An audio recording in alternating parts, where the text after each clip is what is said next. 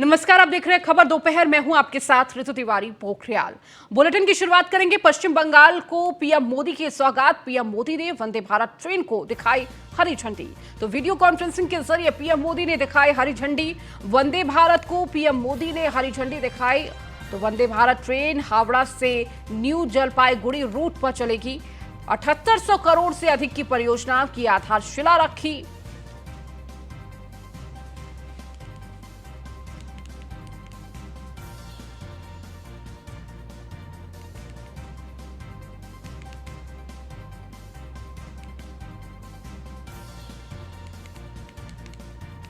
तो पश्चिम बंगाल को पीएम मोदी ने बड़ी सौगात दी है। 7800 करोड़ की परियोजना की आधारशिला रखी। इसके साथ ही साथ वंदे भारत ट्रेन का हरी झंडी दिखाकर रवाना किया।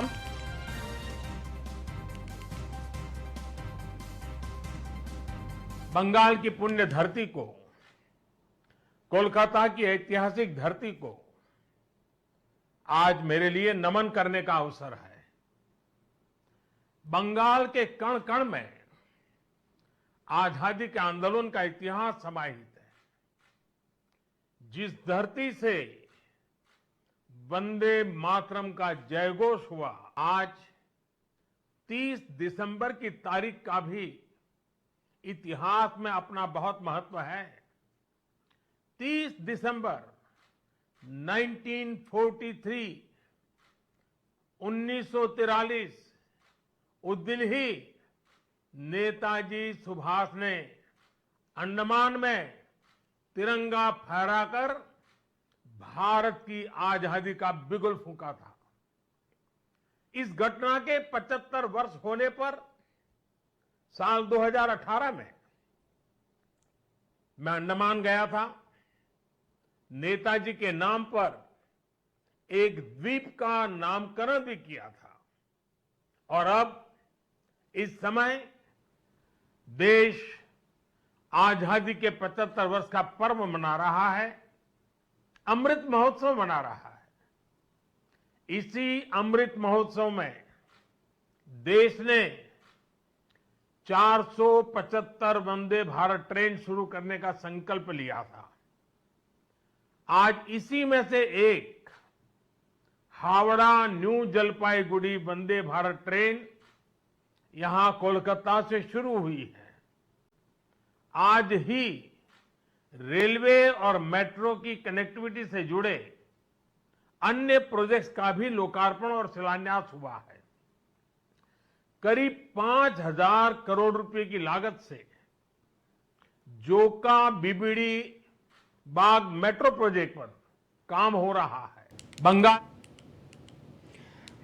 तो पश्चिम बंगाल को पीएम मोदी का बड़ा तोहफा। भारतीय रेलवे का तेजी से हो रहा विकास। तो ये बड़ी बातें प्रधानमंत्री ने कही। भारतीय रेलवे नया अवतार लेने जा रहा है। आपको बता दें कि वंदे भारत ट्रेन को भी हरी झंडी दिखाई, जो हावड़ा से जलपाईगुड़ी तक जाएगी। और कहीं ना कहीं पर्यटन को बढ़ावा देने के लिए ये ट्रेन बहुत महत्वपूर्ण रखती है। इसके साथ ही उन्होंने कहा कि बंगाल के कड़कड़ में आजादी के आंदोलन का इतिहास है। बंगाल की पुण्य धरती को नमन।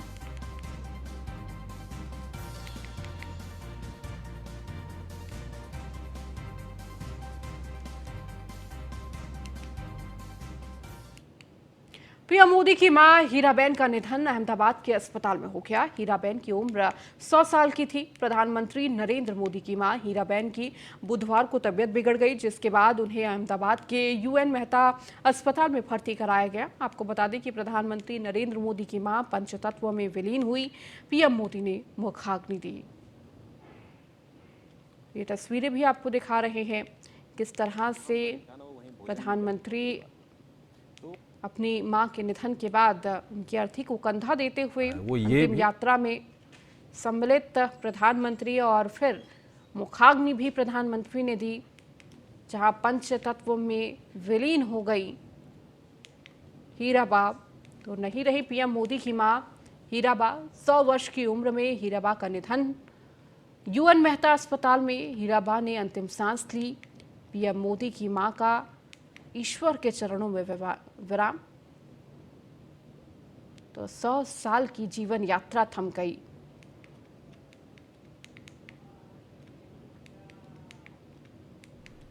प्रधानमंत्री कहते हैं। तो लगातार आपको तस्वीरें भी दिखा रहे हैं उस वक्त की जब पंचतत्व में विलीन हो गई प्रधानमंत्री नरेंद्र मोदी की मां हीराबा। और ये अब 5 तस्वीरें आपके सामने, जहां अपनी मां की अर्थी को कंधा देते हुए प्रधानमंत्री उन्हें नमन करते हुए, याद करते हुए, उनकी सभी यादों को समेटे हुए, तो वही अंतिम यात्रा में शामिल प्रधानमंत्री तो अंतिम क्रिया के दौरान मौजूद और उनको मुखाग्नि दी। ये 5 तस्वीरें आपको दिखा रहे हैं।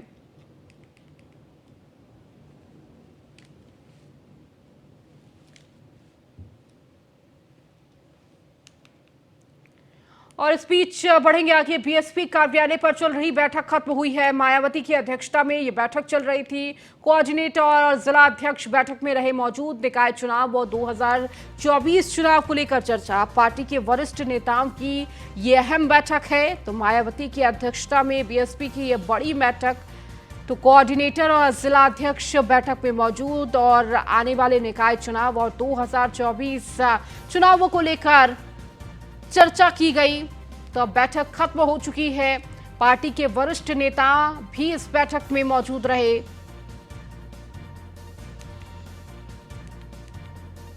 तो बीएसपी कार्यालय पर यह बैठक चल रही थी जो अब खत्म हो चुकी है। मायावती की अध्यक्षता में ये बैठक थी। तो बीएसपी सुप्रीमो मायावती इस बैठक की अध्यक्षता कर रही थी। इसके साथ ही साथ इस बैठक में कोऑर्डिनेटर, तमाम पदाधिकारी मौजूद थे। पार्टी के वरिष्ठ नेता भी इस बैठक में मौजूद थे। तो आगे आने वाले निकाय चुनाव और 2024 चुनाव को लेकर चर्चा की गई।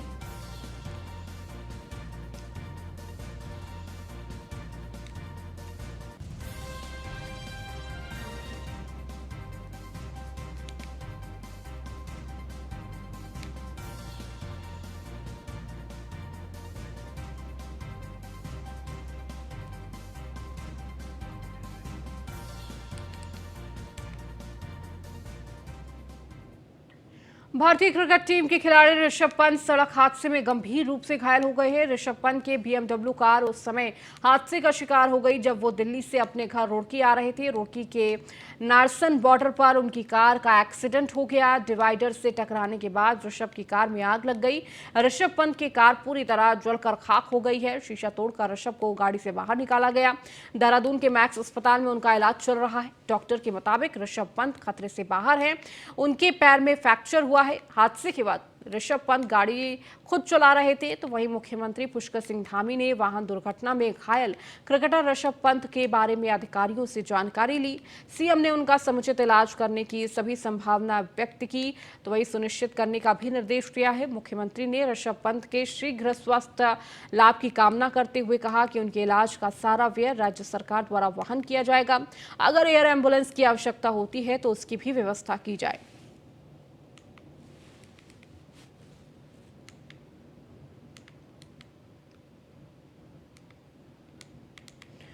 तो ये 4 तस्वीरें भी आपको दिखा रहे हैं किस तरह से ये हादसा हुआ। तो सीसीटीवी कैमरे में ये पूरा हादसा रिकॉर्ड हो गया है। तो पहली तस्वीर उस हादसे की दिखा रहे हैं कि कितनी तेज रफ्तार से ये गाड़ी आ रही थी और हादसे का शिकार हो गई। और ऋषभ की गाड़ी जो डिवाइडर से टकराने से इसमें आग लग गई और धू धू कर ये पूरी गाड़ी जल गई। तो तीसरी तस्वीर आपको दिखा रहे हैं कि गाड़ी जलने के बाद क्या इतना भयावह ये हादसा था जहां पर गाड़ी के परखच्चे उड़ गए और इसके साथ ही गाड़ी जलकर खाक हो गई। तो वही अस्पताल में ऋषभ को भर्ती किया गया। अभी दून के मैक्स हॉस्पिटल में इलाज चल रहा है। ऋषभ पंत अभी हॉस्पिटल में आए हैं और इनिशियली डॉक्टर्स की टीम उनकी देखभाल कर रही है। अंडर इवैल्यूएशन है वो, और कुछ जांचों के बाद ही हम आगे डिटेल बता पाएंगे। और फिलहाल वो स्थिर हैं और ऐसी कोई चिंता की बात अभी लग नहीं रही है। डॉक्टर्स की टीम पूरा इवैल्यूएशन कर ले, उसके बाद एक डिटेल मेडिकल बुलेटिन उसके बाद अभी टीम उनसे बात भी कर रही है और उनके कहे अनुसार उनको जहाँ जहाँ के ऊपर चोट है उस हिसाब से वो एवेल्यूशन भी कर रहे हैं। अभी ऑर्थोपेडिक्स जो कि हड्डी रोग विशेषज्ञ होते हैं और प्लास्टिक सर्जन जो कि एब्रेजन वगैरह अगर कुछ चोट लगती है उसका मेन उसी का इलाज हम कर रहे हैं। बाकी जो अंदर की पूरा एवेल्यूशन के बाद ही कोई हम देख पाएंगे कि अगर कोई गंभीर चोट है या नहीं है। बार एवेल्यूशन पूरा हो जाए उसके बाद ही हम कुछ आगे बता पाते हैं। नहीं, अभी अंडर इवैल्यूएशन ही है, एक बार पूरा पता लग जाए फिर हम बताएं। बॉडी पेन जी, अभी खतरे से बता रहे सर, बॉडी पेन कितना बता रहे हैं, किन किन हिस्सों? भारतीय क्रिकेटर ऋषभ पंत फिलहाल देहरादून के मैक्स हॉस्पिटल में भर्ती है। डॉक्टरों का पैनल लगातार उनकी जांच कर रहा है। मैक्स हॉस्पिटल के मेडिकल सुपरिटेंडेंट आशीष याग्निक के मुताबिक ऋषभ की स्थिति सामान्य है।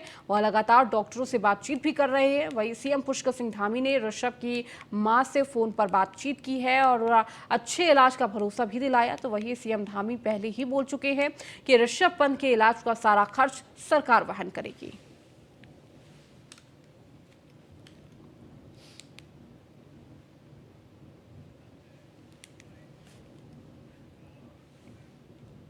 संभल के गुमनौर थाना के नूरपुर गांव में यूपीसीडा की जमीन पर बुलडोजर चला है। दरअसल किसानों ने सरकारी जमीन पर जबरन खेती की है। बुलडोजर ने अवैध तारीख खेती से तहस नहस कर दिया। यहां पर उत्तर प्रदेश औद्योगिक निगम लिमिटेड के सैकड़ों एकड़ जमीन है जिस पर फैक्ट्रियां लगी है, लेकिन स्थानीय किसानों ने जमीन पर खेती कर रखी है। जमीन से अवैध खेती हटाने का अभियान जारी है।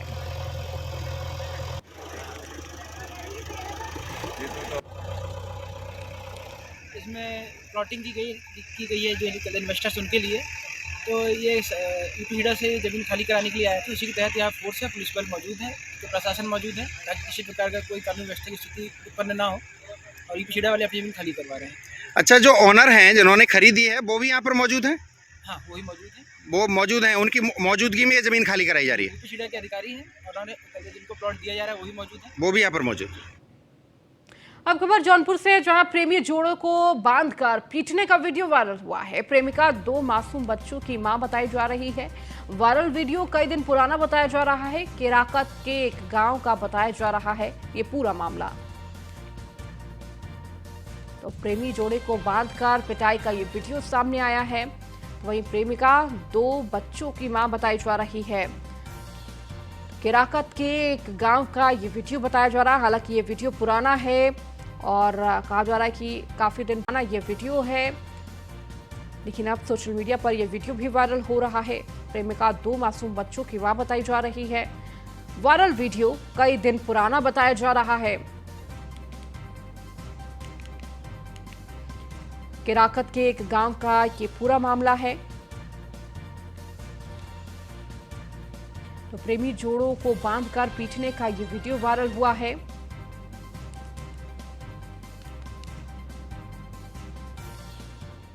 और अब बात मेरठ की करेंगे, जहां पर एटीएम मशीन में युवक ने की छेड़खानी।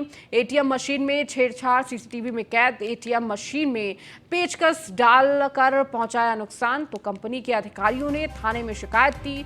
3 महीने पहले लगी थी एटीएम मशीन। एक हफ्ते में तीसरी बार मशीन से छेड़छाड़ की गई। भावनपुर थाना क्षेत्र के गढ़ रोड की ये पूरी घटना है। तो ये वीडियो भी आपको दिखा रहे हैं, सीसीटीवी फुटेज, जहां युवक ने किस तरह से इस एटीएम के साथ छेड़छाड़ की है और इसे खराब किया। तो 3 महीने पहले ही एटीएम मशीन लगाई गई थी और उसके बाद युवक की तरफ से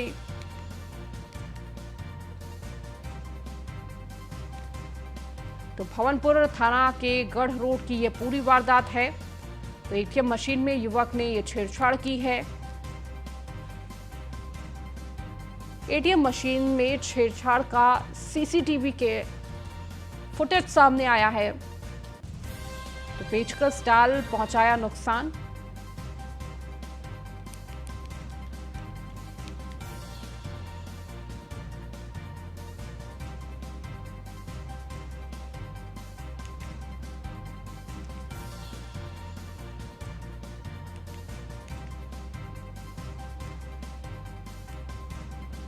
तो शरारती तत्व द्वारा किस तरह से एटीएम को नुकसान पहुंचाया गया। अतुल हमारे संवाददाता हमारे साथ जुड़े हुए हैं। अतुल, शरारती तत्व द्वारा किस तरह से ये एटीएम में नुकसान पहुंचाया गया है, इसका वीडियो भी सामने आया है। युवक के द्वारा पेचकस इस एटीएम में डाला गया जिसकी वजह से मशीन खराब हो गई। देखिए, थाना बावनपुर क्षेत्र का मामला है, जहाँ पर जिस तरह से एक शरारती तत्व के लोग आकर के और जो एटीएम है उसमें पेचकस से कुछ टूल बॉक्स है उसको डाल करके मशीन खराब करने का काम कर रहे हैं। फिलहाल मामले की जो सीसीटीवी है वो वायरल होने के बाद जो क्षेत्र अधिकारी है उसने साफ निर्देश दिए हैं कि तुरंत की तुरंत इस पर कार्रवाई की जाएगी। थाना बावनपुर में इस मामले को लेकर के मुकदमा दर्ज किया जा रहा है। अज्ञात व्यक्ति की तलाश की जा रही है। लगातार देखा जाए तो ऐसे जो शरारती तत्व उनके खिलाफ पुलिस कठोर से कठोर कार्रवाई कर रही है। ठीक है, बहुत शुक्रिया अतुल इस जानकारी को देने के लिए।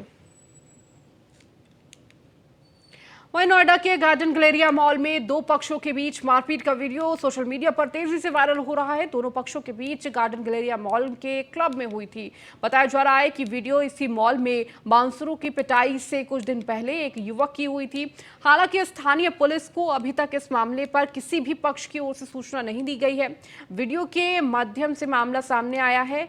आपको बता दें कि सेक्टर 39 पुलिस को जांच के लिए निर्देशित किया गया है। फिलहाल पुलिस सीसीटीवी फुटेज के आधार पर पूरे मामले की जांच शुरू कर रही है। खबर में आगे बढ़ेंगे, बात करेंगे मथुरा की। मथुरा में नए साल की शुरुआत करने के लिए बड़ी संख्या में भक्त देश भर से पहुंच रहे हैं, जो कि भगवान कृष्ण और बांके बिहारी के दर्शन कर अपने परिवार और देश की सुख शांति की कामना के साथ नया साल मना रहे हैं।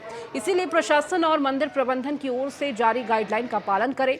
आपको बता दें कि धर्म नगरी मथुरा वृंदावन में बड़ी संख्या में श्रद्धालुओं की आने की संभावना है और इसी को लेकर अनुमान लगाया जा रहा है कि इस बार फिर से लाखों की संख्या में श्रद्धालु अपने आराध्य ठाकुर बांके बिहारी के दर्शन करने के लिए मथुरा वृंदावन आएंगे। तो वहीं श्रद्धालुओं की सुविधा को देखते हुए जिला प्रशासन की ओर से व्यापक इंतजाम किए गए हैं।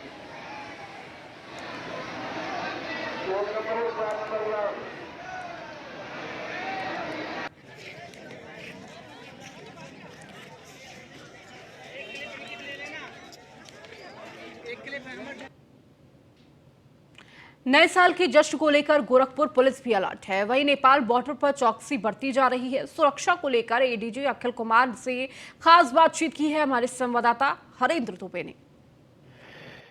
2022 के विदाई को लेकर के खास तौर से गोरखपुर जोन में किस तरह से पुलिस व्यवस्था की है, खास तौर से किस तरह से लोगों को निर्देश जारी किया गया, हमारे साथ इस पर बात करने के लिए गोरखपुर जोन के एडीजी अखिल कुमार जी मौजूद हैं। इनसे जानेंगे सर किस तरह से सुरक्षा व्यवस्था के इंतजाम किए गए हैं, किस तरह से गाइडलाइन जारी की गई है और चूंकि गोरखपुर जोन जो है नेपाल बॉर्डर से लगा है तो किस तरह से एहतियात बरती जा रही है। देखिए, जो सीमा है हमारी भारत और नेपाल की, उसमें करीब 400 किलोमीटर गोरखपुर जोन के अंदर के पड़ता है। सीमा के सभी पुलिस अधीक्षक और सीमावर्ती थानों को सजग कर दिया गया है कि हमारे राज्य और केंद्र एजेंसियों के साथ में सीमा में सतर्कता बरतेंगे, नज़र रखेंगे, इंटेलिजेंस कलेक्शन करेंगे। इसके साथ ही साथ चूंकि नव वर्ष है, काफ़ी लोग इस नव वर्ष को हर्षोल्लास के साथ मनाते हैं, जोश उमंग के साथ मनाते हैं। हम लोगों ने सभी भीड़ भाड़ वाले स्थानों पर ड्यूटियां लगा दी हैं।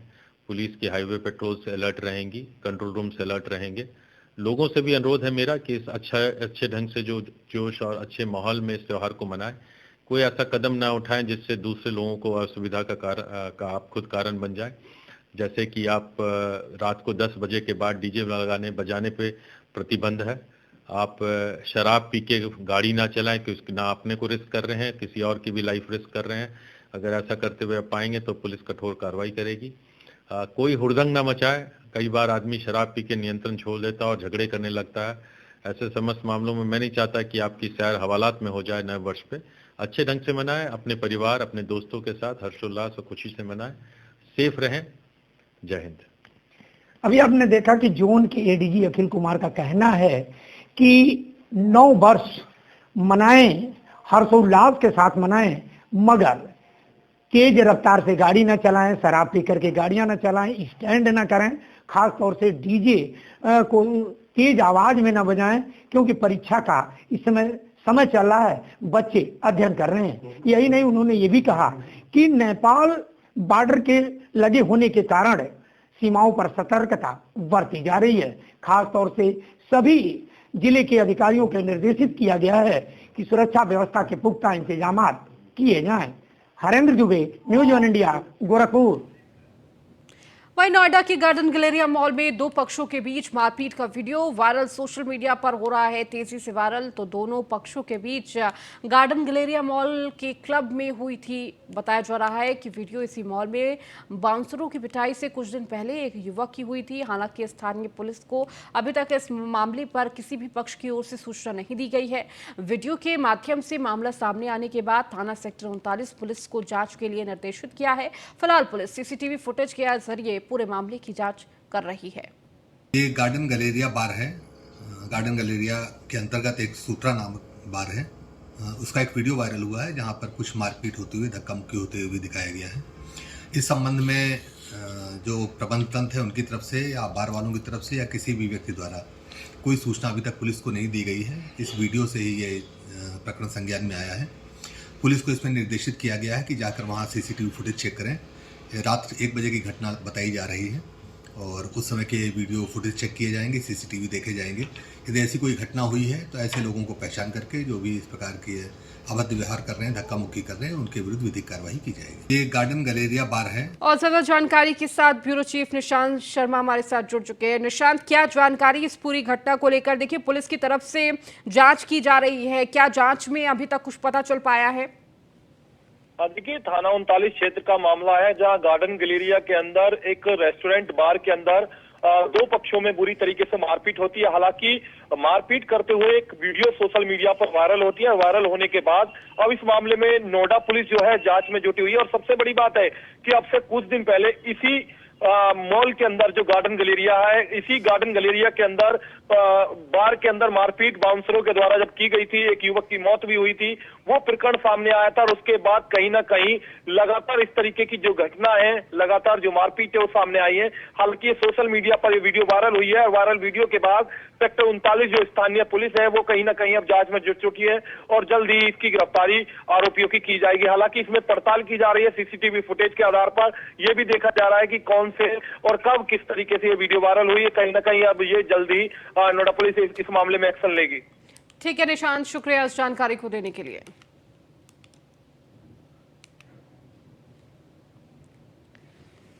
प्रधानमंत्री नरेंद्र मोदी की मां हीराबा के निधन से पूरे देश में शोक है। पीएम के संसदीय क्षेत्र वाराणसी में शोक की लहर दौड़ गई है। काशीवासी के साथ साथ बीजेपी ऑफिस पर अनिल राजभर के साथ साथ तमाम पदाधिकारी और कार्यकर्ता एकत्रित हो गए और हीराबा की प्रतिमा पर श्रद्धासुमन अर्पित कर श्रद्धांजलि दी।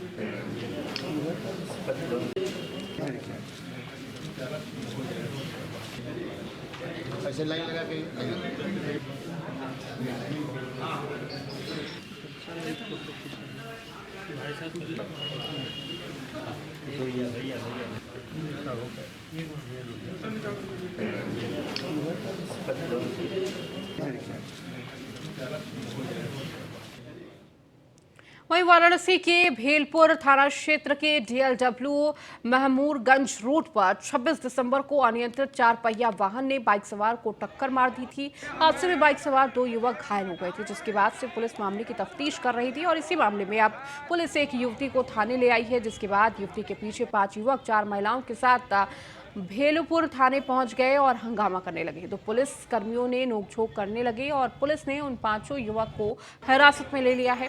इसके बाद बड़ी संख्या में अधिवक्ताओं ने वहां पहुंचकर थाने का घेराव किया और हिरासत में लिए गए युवकों को छोड़ने का पुलिस पर दबाव बनाने लगे। पुलिस ने उनको समझाने का प्रयास किया लेकिन वो नहीं माने। लखीमपुर खीरी में बर्थडे पार्टी कार्यक्रम का सदर कोतवाली परिसर अड्डा बना। कोतवाली परिसर में फरियादियों की फरियाद सुनने के बजाय सदर कोतवाल चंद्रशेखर की बर्थडे पार्टी मनाई गई। इस दौरान फरियादी इधर उधर भटकते रहे। बर्थडे पार्टी का वीडियो भी सोशल मीडिया पर वायरल हुआ।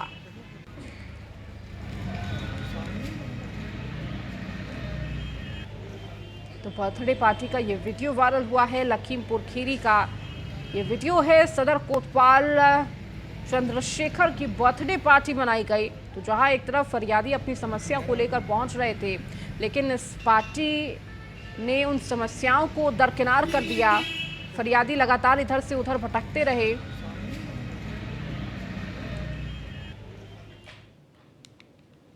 बिजनौर के हादरपुर इलाके में सड़क के किनारे विशाल काया अजगर मिलने से सनसनी फैल गई। सूचना पर वन विभाग की टीम मौके पर पहुंची और विशाल काय अजगर को रेस्क्यू कर जंगल में छोड़ दिया। बताया जा रहा है कि अजगर की लंबाई करीब 15 फीट होगी और 100 किलो उसका वजन होगा। वहीं विशाल काय अजगर को देखने के लिए मौके पर सैकड़ों लोग एकत्रित हो गए।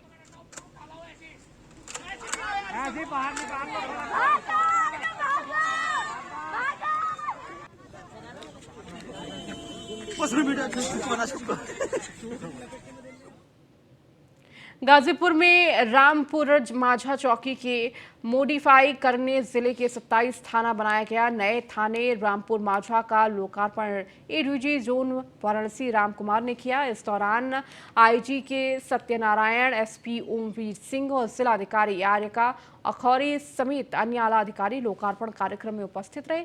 संतोष कुमार राय को नए थाने का पहला थानाध्यक्ष बनाया गया। तो वहीं एडीजी राम कुमार ने बताया कि यह थाना अभी आधुनिक सुविधाओं और सीसीटीवी से लैस होगा और 40 गांवों के लोगों की शिकायतों की सुनवाई और कानून व्यवस्था इस थाने के जिम्मे होगी, जिसमें थानाध्यक्ष के अलावा 37 पुलिसकर्मी तैनात होंगे और सिटी सर्किल के अधीन संचालित होगा।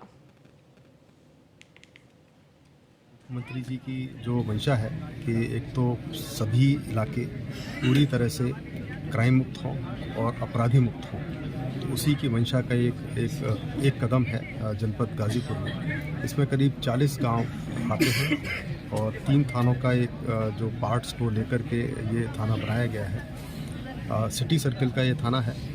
यहाँ पर सबसे बड़ी जो सुविधाएं हैं, मुख्य सुविधाएं हैं, एक तो महिला हेल्प डेस्क रहेगी जैसे फुल फ्लेजेड थाने में रहती है, साइबर हेल्प। चलिए इस बुलेटिन में फिलहाल इतना ही। बने रहिए न्यूज़ 1 इंडिया के साथ।